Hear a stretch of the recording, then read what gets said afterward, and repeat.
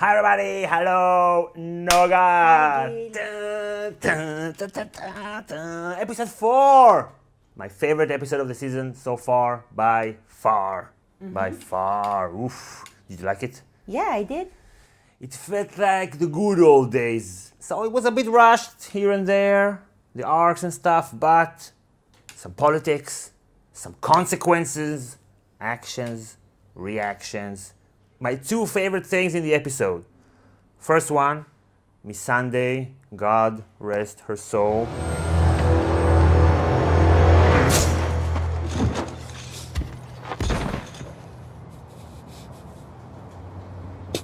So, like most of the episode we were watching together, I was like, confirmed, my predictions. This one, no, I did not see her dying. I was kind of annoyed that she was taken prisoner as if to personify this struggle, but I did not see her losing her head like that.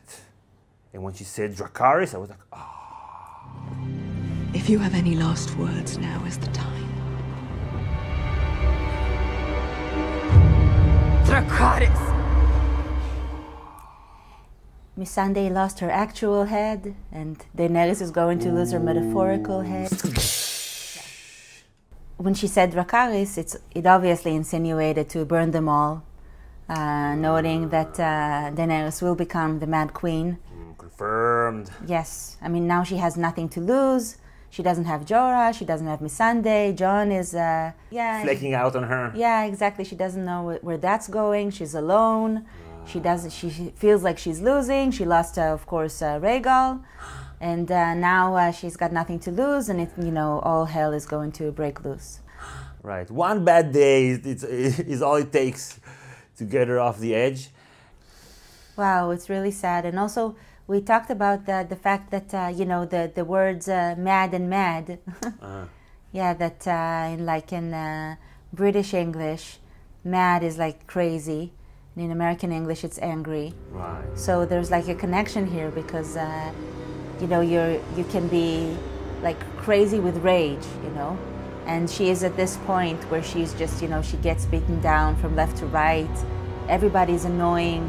No one's with her, and she doesn't trust also the people around her. We saw how she looked at Tyrion when he started approaching Cersei. There's this kind of she doesn't trust anyone, not even Jon, of course. Yeah, and she's right not to. Right. So this is like the narcissistic injury of I am the queen and nobody acknowledges that, nobody recognizes me. I will show them all, and I will burn them all. I thought the Dracarys part was also great because Missandei, she's a foreigner in Westeros. What does she care if everybody burns there? She's like, burn them all, burn them all. Dracarys! If she were a Westerosi, I'm not sure she would Dracarys so quickly. So that kind of also strengthened Daenerys' feeling as being a foreigner in her own land. Right. My second favorite part of the episode was the bolts, the attack with the big crossbow on Rhaegal and on the ships. This seemed to me like a very clear preamble to cannons, right? It seemed like a more of a Renaissance, early modern period naval battle. This, I think, is a very strong indication that we are at the precipice of a big change in the political system, in the era. We are at the end of the Middle Ages, at the end of this feudal system, and one of the reasons and the catalysts to the change from the feudal system to the Renaissance and then the early modern period was the introduction of gunpowder. The new world technology with these cannons killed the old world, the dragon, the magic, the superstitions. These 2 moments, my favorite moments of the entire season, by far. Forgot to ask how you're feeling. You've been sick all week. Should we tell the viewers, the truth about things? In the Q&A video. Okay. In the Q&A video. Okay. Yeah. So a lot of confirmed things in this episode. Some were actually confirmed and some are soon to be confirmed. Queen Sansa, confirmed. Not yet. Not yet, but yet. She tells Tyrion. What if there's someone else? Someone better. We're meant to think, okay, she's talking about Jon, but she's actually talking about herself without knowing. Mm-hmm. Sansa betraying Jon, confirmed. Tyrion is going to betray Daenerys, confirmed. Varys is going to betray Daenerys, already done. Arya is going to end up as an exile. I don't plan on coming back. Neither do I. Confirmed. Clegane, I guess, confirmed. That's not my prediction. I don't like it, but whatever. So, Daenerys, Mad Queen, confirmed. Jaime going to King's Landing to negotiate a truce, confirmed. And you think? Murder-suicide, though. Murder-suicide. Confirm. Yeah, Conf. Yeah. And also Jon going to end up in exile. I wish I was going with you. Confirmed. So I thought he's going to end up in the West, where nobody knows him and stuff, but it seems he will end up in the North as a free man, no house. Arya killed the Night King, yay, the hero of Winterfell, yay. But then Jon was getting also praise. It would have been better if Jon were the one to beat the White Walkers, whatever, in some way. And then he's a true hero, a real hero. He climbed on a fucking dragon and fought. What kind of person climbs on a fucking dragon? A madman! And a king! A hero king who doesn't want to be king, doesn't want to rule. This is a lot more powerful than whatever he is now, which is not very clear. Even though it's a question of who is the hero. I mean, is he the one that organized and put everything together and brought all the people together? For me, it was a transition episode. Mm-hmm. It was between battles, between very important battles. Mm-hmm. After they had won the battle and they get to survive, right, to celebrate life. Right, drinking again. I mean, before that, when they were drinking, it was more gloomy. It was, let's drink to forget our sorrows. Carpe diem. This could be our last day on earth. We might as well enjoy it with good wine. Okay. And now it's just, there's this kind of feeling of maybe even omnipotence in a way. Once you survive something like that, you feel invincible. Right. And you kind of forget the fact that you're going to another battle the next day and that you're not that invincible. And you could be injured, you could die. And some people died. Daenerys felt omnipotent. You mentioned that as we were watching the episode with Gendry. You are Lord Gendry Baratheon of Storm's End, the lawful son of Robert Baratheon, because that is what I have made you. She has the power to, bestow all kinds of ranks and, change the genetics retroactively of Gendry. Right, exactly. Or not the genetics, but the social genetics of right. Who counts as whom. Right. Just because I said so. Yeah, I mean, it really shows how everything is constructed. Nothing is objective, nothing is natural. All you have to do is just be powerful enough to be able to decide, and then it's done. We had 2 divergenizations. Is that a word? A word I just made up because I have the power to construct words. And we had Arya and Gendry, of course, and we had Brienne and Jaime. Okay. And with Arya and Gendry, it was... Divergenization. Yeah, well, that's what it was. Okay. It was just I never had sex, I want to have sex, so let's have sex. It wasn't... both of them, right. Both couples. Yeah, okay. It wasn't as if, we love each other, we want to be a couple. Maybe that was afterwards. Afterwards, Gendry proposed, and Brienne also said to Jaime, stay with me. Right. But before that, it was just I never had sex before, so who's here, who's available? So what was the difference between those two? Divergenization. So the first act was more in the sense, again, I might die, so let's do it. I don't want to die a virgin or whatever. I always wanted to. That was one of the things on my list, not that list, the other list. It's oops, yeah. I got mixed up with the list. Sorry. Okay, and Brienne and Jaime, it was more tender. Yeah, it was more tender. It was more, we experienced something together. We experienced many things in the past together, but now we really experienced something, he they serve together. You know, how often do you get to sleep like with your, you know, brothers in arms? You know, it's like very. I mean, yeah, it does happen a lot though in the army. That brothers in arms sleep together? I guess it does. I mean, Have you been in battle?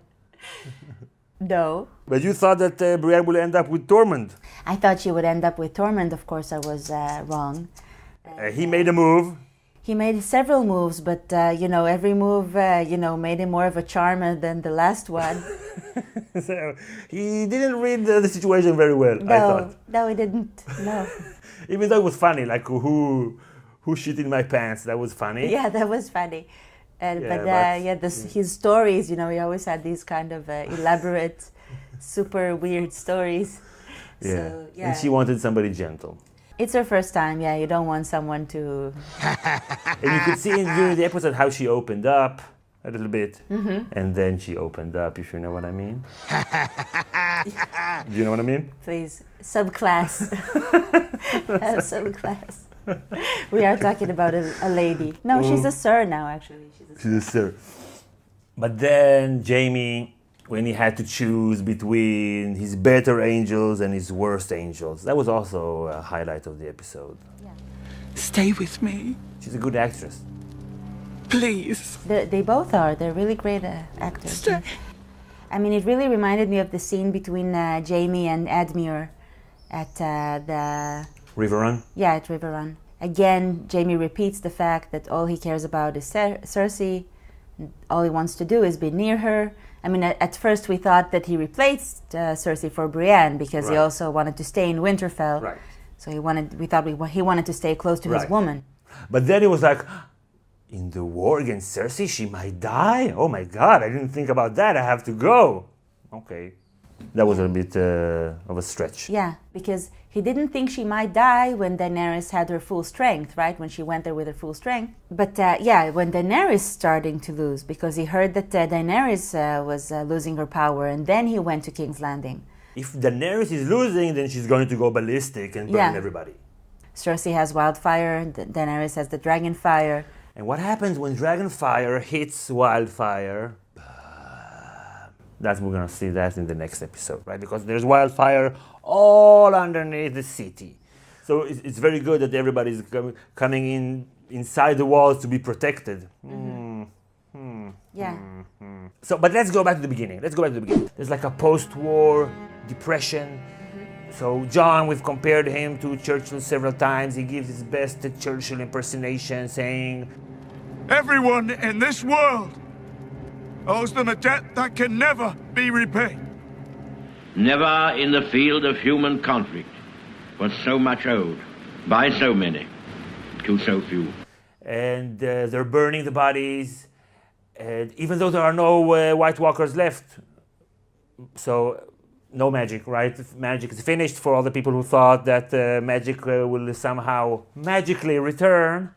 I thought that was interesting. It was like, this is how traditions begin, right? Like in a few hundred years, someone will ask his dad, why do we burn bodies? Because a long, long time ago, there were some evil dudes who raised up the dead, and the only way not to be raised as a dead was to be burned. And I thought they were very, very lucky in that they found Ed's body in all the thousands of bodies over there. They were like, hey, this is our guy. So we've compared this alliance, this Stark Targaryen alliance, several times to the Second World War alliance between the Allies and the Soviet Union, and the Night King being Hitler and the Nazis. And once you defeat the Nazis, then the old grievances and the old tensions rise up to the surface, and then because it's much easier to cooperate when there's a common enemy. Right. There's no common enemy now. Lo and behold, tensions. Daenerys is looking at Jon. Oh man, you want to take my spot? I saw the way they looked at you. I know that look. So many people have looked at me that way, but never here. Jon is being King Sachi. That's in Hebrew, King Square. No, I have to tell the truth. Everything will be okay. Oh, yes, it will be okay. What a fucking idiot. No, it won't be okay. I have to tell Sansa and I. Sansa will want to see me gone and you on the Iron Throne. She won't. Oh, well, you're an idiot.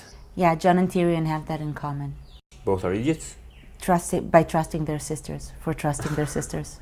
But Bronn, which was the definite worst scene of the episode, when Bronn with Jaime and Tyrion somehow got into Winterfell with a bolt, no guards, no nothing, just like super simplistic and stupid. But there was one line there that I liked. May I speak? Why not? Only death will shut you up. Nah. He's gonna lose his tongue. He's gonna move over to Sansa. Lipstick Shelly. He's gonna move over to Sansa, and then she will, I think, cut off his tongue because he's gonna lose his shit once she doesn't want him as her hand of the queen or something of the sort. And okay, so speaking of Sansa, Yeah. so she finally had a conversation with the Hound, and basically she told him, Without Littlefinger and Ramsay and the rest, I would have stayed a little bird all my life. I didn't like it. yeah, I didn't like it. Why didn't you like it? Because it's part of the theme in the last episodes. I mean, also Bran said that to Jaime and to Theon, and I mean, it's as if the whole destiny thing, the fact that people don't have free choice, it exonerates the perpetrators. No one needs to take accountability for their actions because it was supposedly done for the greater good, you know, and everything of the plot, the greater good of the plot. And at the end, we'll see that whatever happened was supposed to be, and that it turned out well, and that they all played a part. But this is not moral, you know? There is no morality here. You were supposed to do that in order to learn a lesson, and this and that. So, I mean, it's, no. Sometimes shit happens. But maybe you could look at it another way, just say, all that terrible shit happened to me, and I made the most out of it because I can't go back in time and change what happened. And then it is self-empowering and not self-defeating. And she said, "I'm glad it happened," basically. So we have a Hound on the Couch video coming up this week. Boom, boom. And we were talking about him that he's asexual. That was very apparent in the episode now, right? He doesn't want to sleep with anyone. And Arya is with him now. So she had the guy who loves her and the guy who treats her like shit and is asexual. And she preferred this guy so she can treat him like shit back. Yeah. They have this fun little banter. Yeah. They can have like a spin-off or something. Yeah. On the road again. On the road again. Give you one try, girl. Someone worse than me would find you. There's no one worse than you. Little lady wants a pony. The little lady wants away from your stench.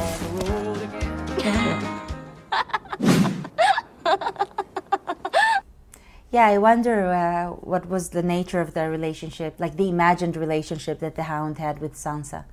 Was it really something of like a romantic sexual sort, or was it just wanting to have a companion and someone to take care of? Because, I mean... Also, so Arya just left Winterfell. Just a moment ago, she was like, oh, this is our home, our family. And then she just left and I'm never going to come back. She didn't even say goodbye to Sansa. Right. I'm guessing she left because of what she heard from Jon, that he's not her brother, and then she just felt, okay, there's trouble. But I didn't like it that they just cut away from the scene. I felt they just didn't know, talking about them, they didn't know how to write it well.